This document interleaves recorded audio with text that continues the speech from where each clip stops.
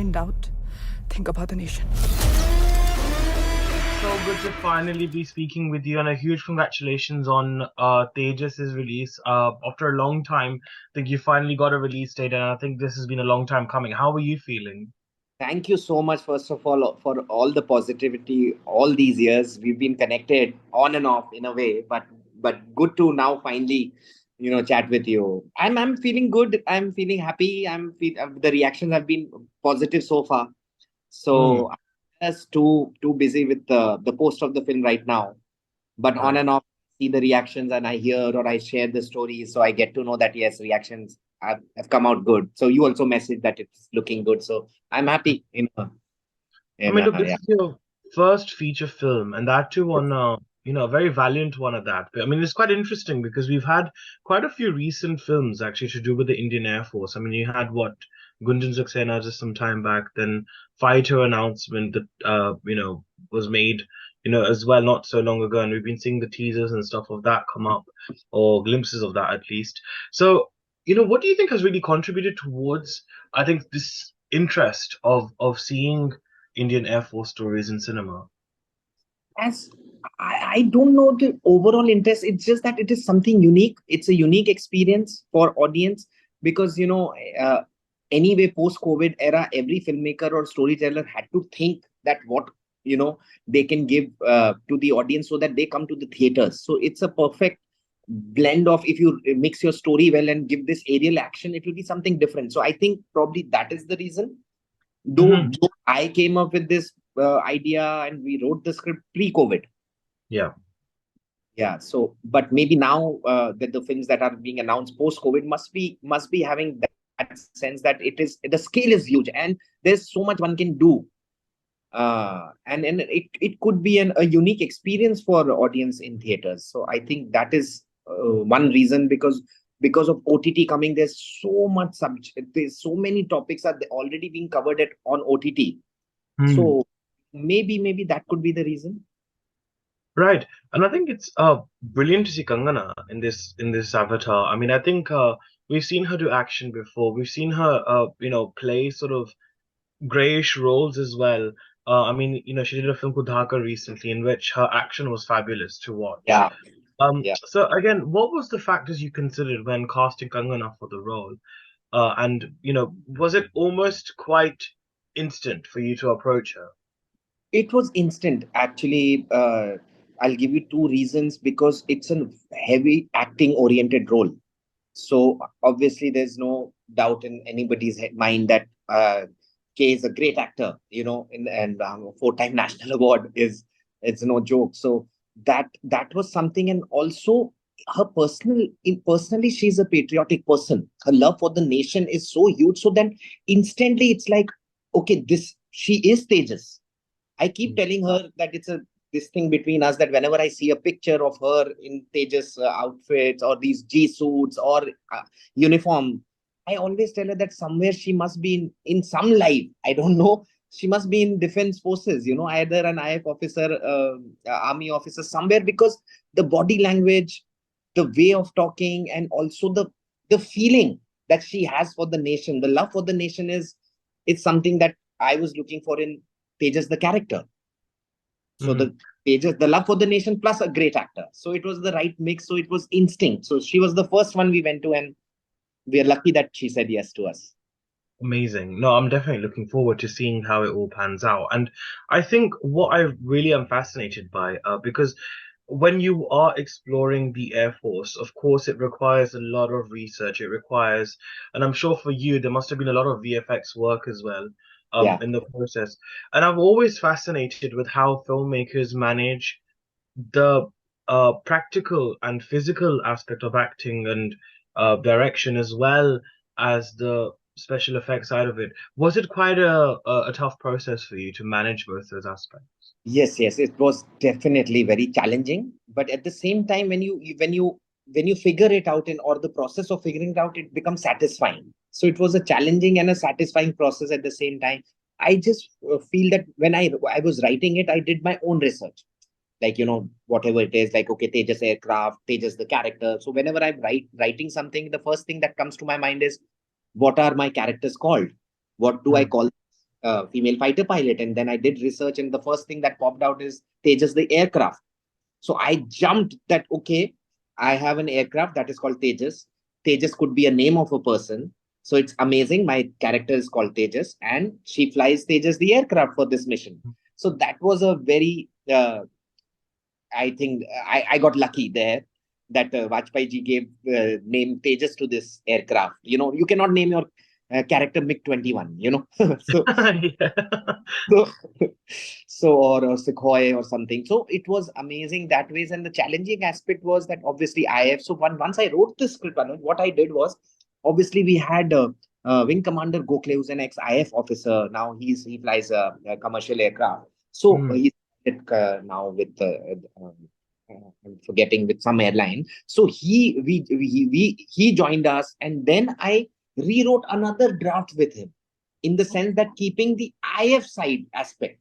So let's say if the aircraft is turning right, what they say, or if the aircraft has to release a missile, or if a missile is locked onto the aircraft, what all, articles or the calls they say. So that we change. And it was a very satisfying process, is that it was like, I would tell sir, ye affirmative word kisi ko samajh mein nahi aayega, can we make it? Then he would come up with 2 3 other words that are easier to understand. So it was like a good collaboration, from starting from, like, he was a mentor and then he became a friend. So we wrote it together, and then we sent the script to IF officers, obviously, for the permissions, and they came up with the feedback. So all those feedbacks really helped us, Sure. to Yeah. get the right mix of authenticity and to get the creative element also going on there. Because at the end of the day, I was sure that, okay, let's not make it into a documentary. So Yes, exactly. this was always that, I want people to understand it also. So it was always back and forth, and we came to a mid ground. And then IF officers also loved the script, and we've Mm. shown the film recently to MOD, Ministry of Defense, and IF officer, and they all loved the film. So that has been a satisfying process, that means. And I think for a first-time filmmaker, a feature filmmaker, I think having the backing of a mainstream commercial studio like RSVP is so important. Yeah, Um, yeah. I mean, how much would you, in fact, I would like to know your perspective on that as well. I mean, has there been times before where you might have had an idea for a feature film and you've just not had that confidence from studios? I mean, how much were they on board to support you in your vision? And I think I kind of asked you this in the first question as well, but I kind of want to emphasize on that is why did you choose this as your first topic? I mean, out of all the films you could have possibly made. So it's so great that you're asking me this, Anuj, because the thought came from Ronnie Screwvala and RSVP team. Salona is the associate producer in the film. She was with RSVP earlier. So I think the thought came from them. And Ronnie sir met me and said that, Sarvesh, I was making another film called Gulab Jamun and Darya Dil, and we were just trying to get we were planning to start those, and there were challenges that we were facing. And to be honest, the this what do you call, the seed came from the production house, the Ronnie sirs. So Ronnie sir had told me in 2018, just imagine, or 19, that, Sarvesh, how about this as your first film, female fighter pilot? Let's make it something like that, and you write and you direct anything, but female fighter pilot. So just imagine, it was his vision that this could be my first film. And obviously, then I came back, did my research, and then I got sucked into this world, IF world. I loved it, but it came from them, and it is very important to have a producers in these kind of films to have that backing. Because I'll add one thing, be it Kangana, ma'am, be it Ronnie sir, they never made me feel like a first time director. Hmm. That's very important for a creative mind to flourish, to give their best. Because if you're, it's like strugglers are always happy till outsiders make them feel that they're struggling. You understand. So I was given so much freedom, so much trust, so much respect by my actor K, and then even Ronnie sir, that I could, like, take all, like you're saying now, those VFX challenges or these things, because people trusted me. And when people trust you, then you Hmm. give your, maybe more than 100% you give, because you don't want, uh, you work extra hard, I feel. So Sure. of director because I was with other production houses, and I was trying to make my first feature film for past 17 years, Anuj, because I came in to Bombay in 2006 and Hmm. did a course. And since 2008, I have more agreements, writer-director agreements than actual films. That no film came out. So from one production house to another, I kept jumping. And obviously, Ronnie sir being I've been a fan of his film since his UTV days, and Rang De Basanti being my favorite film of all time. So Hmm. it's an amazing feeling to make your first film with him, and Hmm. I'm just very it's just thankful for this opportunity that he gave me, and the best part is the thought also came from him. Right. Yeah. And I think, audiences have really awakened to accepting films, which, I mean, selling patriotism alone, is definitely not something which works. I mean, I've seen so many films where they just try to, show patriotic stories, for the sake of it and not actually gone with the craft of it or with the art of storytelling. Whereas I feel like with Tejas, I mean, of course, I'm yet to see the film, so I can't really judge it yet, but it seems to be like, you try to amalgamate art with that essence of Yeah. feeling. Well, I mean, patriotism isn't definitely anything new to Hindi cinema. I mean, even if we look back many years ago, we had Manoj Kumar sir's films, which obviously really celebrated national pride. What would you say has really awakened audiences to accepting such films and making them commercially viable too? I just feel that the films like Swadesh or Rang De Basanti, they are a right mix of art and commercial. If you think about it, that's what I think. That's why they are my favorite films, because they are the right mix. And that's what when I was writing Tejas, I made sure that it's just not action. It's an emotional aerial action film for me.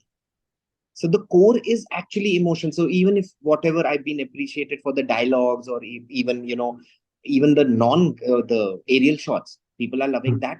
My idea was that always mix emotions with action, because I, as a filmmaker or a writer director, is an emotional person. So if it's just action, I don't connect to that. Like my favorite filmmakers are like is Spielberg for that. Yeah. See, he connects emotions so well with his technical craft. Like, be it on, and best part is, and jumping genres. Like, sometimes he'll make a Schindler's List, something, then Terminal, and then War. He's just Ready Player One for that matter. So but the core is always right. The core is human emotions. Hmm. So I think that is the connect, that if you try, I've tried, and obviously, like you said, that if ultimately people will see the film and then judge, but that's what I just tried to stay true to the emotions of the film. Right. So to have Not human get, interest best at heart, yeah, basically. not get carried away by the visual appeal of it, like, oh, aircrafts are cool, and then they'll do these tricks and that tricks and this. I was like, okay, what is the core? The core is, Yeah. why am I connected to the story? Why am I connected to a Tejas Gill? Was my driving for, like, that drive me more than the technical aspect of it. Hmm, correct. And I think also it would be really interesting to know your perspective on this because I'm always fascinated when a male filmmaker makes a film which is centered on a woman. I mean, even if we look at Satyajit Ray, who's made some outstanding movies, even Sanjay Leela Bhansali, uh, you know, what helps you to really tell the story from an authentic lens, especially when it's to do with a woman and the journey and her challenges of life and all of that. What do you think has helped you to not mansplain any of the stuff that she goes through?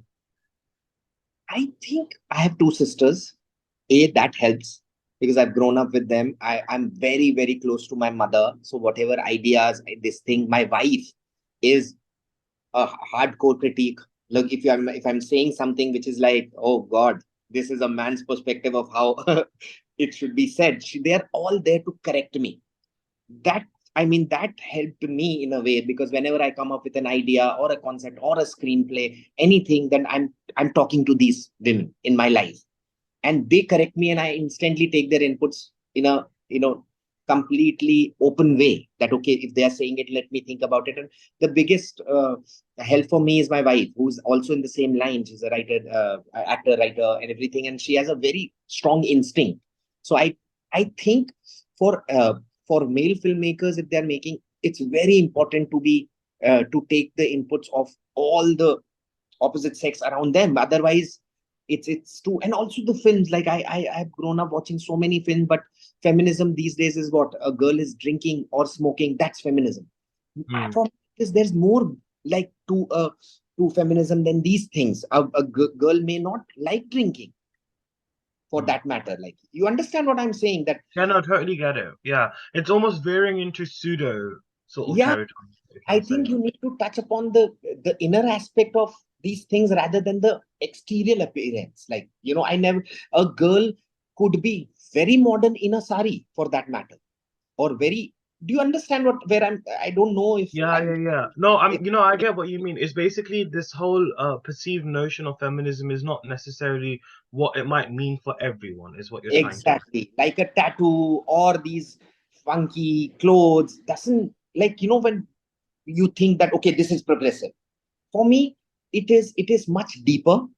It is much rooted. It should be rooted, and that's what, whenever I'm writing a script, be it in Gulab Jamun that I was doing it, or be it Tejas when I'm doing it, I'm always conscious about going at a deeper level and not surface level.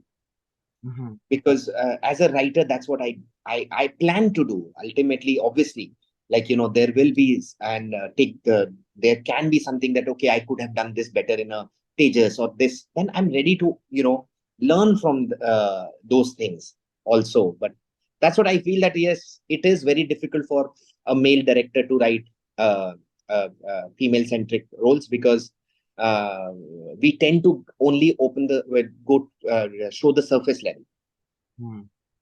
And that's why, like, even when Zoya Akhtar writes some of her male characters, I love the way she's written them, because Yeah, from a woman's perspective of a man, I think it was brilliantly done. yeah. And I think, I mean, of course, we do, of course, have a few selected filmmakers, male filmmakers, who have done really well, and I think it's definitely changing as well on that front of things.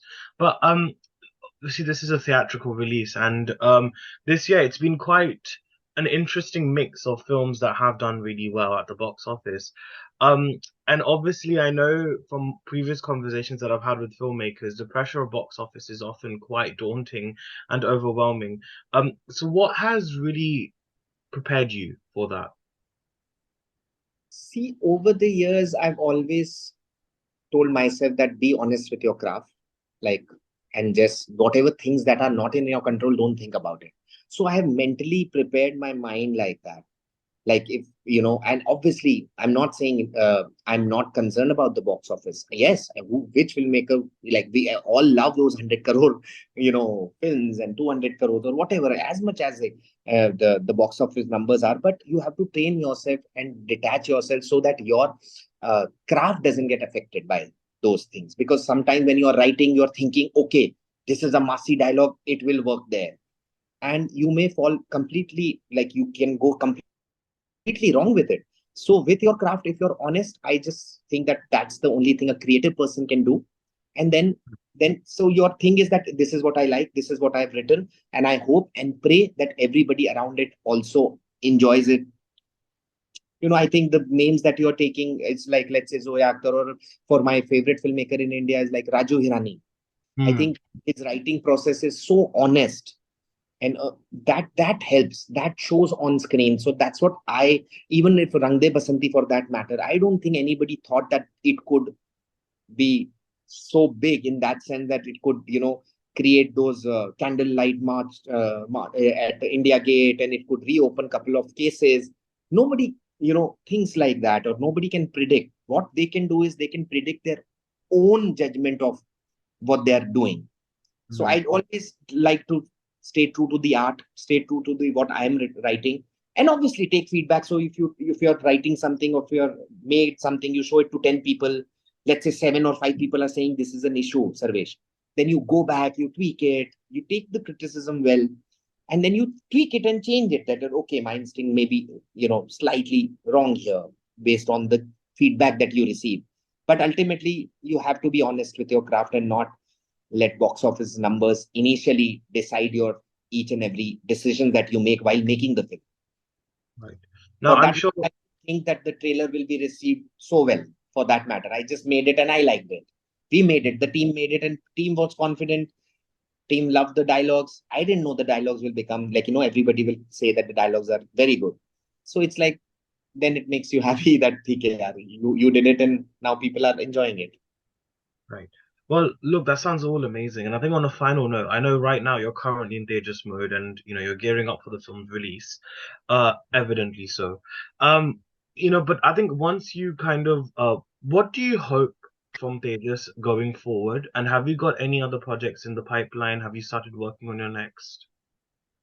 So I have this script called Gulab Jamun. Then in these years, I wrote in these my struggle period, I wrote couple of screenplays. So I have like 4, 5 screenplays ready, Darya Dil, and it all depends on where Tejas lands, and then obviously I'll sit with with my producer, Ronnie sir. Then it will be a mutual call between us that, okay, what should be my second film? Like, I always feel that whatever I make, if whoever is putting the money, if he's also equally excited, then the journey becomes much easier and it's a complete collaboration. So for me to also know what Ronnie sir is thinking about my second film, and see, as a filmmaker, I have 5 subjects, but I need to know that, okay, this is the subject that excites him the most. Then I'll make that as because all 5 are my passion projects, you know, like that. So it is very important for me. It's like how it happened in Tejas's case. He was so excited to tell this story. My actor was Kangana was so excited to tell this story. So that excitement becomes like a great collaboration in the end. Yeah. So as much as I love Gulab Jamun, as much as I love Darya Dil, as much as I love so many other screenplays that I have written, I need to know from the people who are putting money also that where priority wise what they think should be my second. Yeah, exactly. I think things are changing so quickly as well. You just don't know with trends what's gonna be the Yeah. next box office Yeah. route. Yeah, like when I was working on Darya Dil Gulab Jamun, I didn't know they just could be my first film, and then it came, and then it changed everything for me, and it happened obviously because of COVID. It stretched to like these 3, 4 years, but you never know what happens after Tejas, in that sense. But I have my screenplays ready, so hoping for the best. Wow, we're definitely hoping for the best. I mean, they just does look like a really engaging film, and I'm really looking forward to catching it in cinema. Thank you so I much. think Thank you, looks Anuj. Being so Kangana looks positive. very great as well. I'm looking forward to seeing her performance. I mean, she's always a tremendous actor to watch on screen, and I think you're always curious to see how she's going to perform a certain role or how she's going to Yeah, portray nuances she brings. So yeah, I'm looking forward to seeing that as well. yeah. She's great. Yeah, she's amazing. I mean, Yeah, all the love that we are getting for the trailer or the teaser is 90% because of her and her dialogue delivery and her persona on screen. If so hats off to her. Yeah. definitely looking forward. But Sarvesh, it was such a long time coming to do Thank this you. interview, and I'm so glad we finally could make it happen. Thank And you. wish you all the very best for Tejas. Thank you so much, Anuj. Hopefully, I'll see you soon. Yes, definitely. Please make a trip to London soon. Yes, and when you come to Bombay, just message me. I will definitely do that for sure. Bye. All right. Yeah. Bye, Sarvesh. Bye.